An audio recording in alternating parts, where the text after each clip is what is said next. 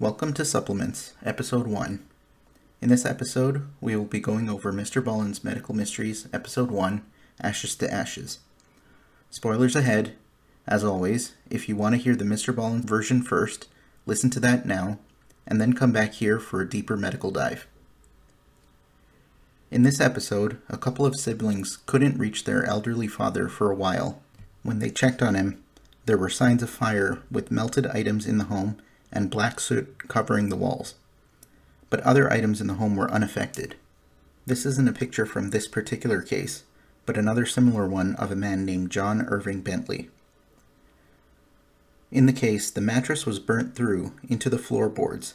In the debris, they found a man's foot burnt off at the ankle and a charred fragment of a skull. The remainder was just ash.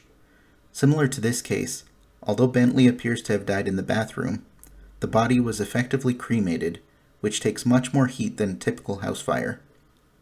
But in the same room, there were some completely normal items. The investigators couldn't find any accelerants or causes of a fire. The official cause of death was ruled accidental, but the burn pattern was unusual, with some unburnt items close by and burnt items further away. Some attribute this, instead, to a case of spontaneous human combustion.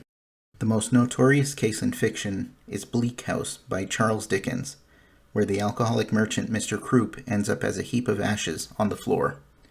Descriptions of spontaneous human combustion date back to the 17th century, with most in the 19th century and a handful in the 20th and 21st centuries. Altogether, there are a few hundred recorded possible cases. The victims are often overweight and alcohol is often involved. However, no matter how much alcohol you drink, the concentration in the blood would never get high enough to make the body flammable.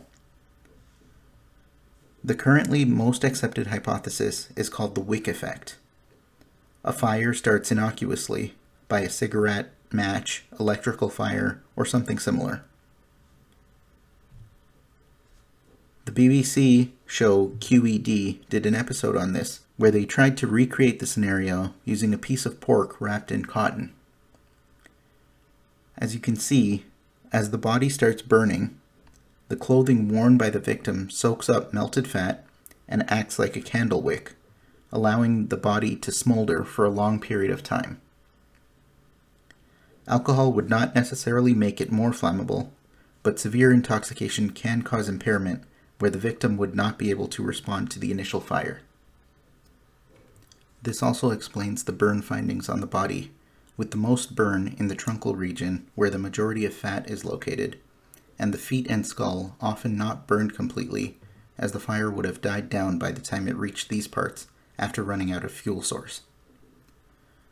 Ultimately, this is less likely to be a paranormal event.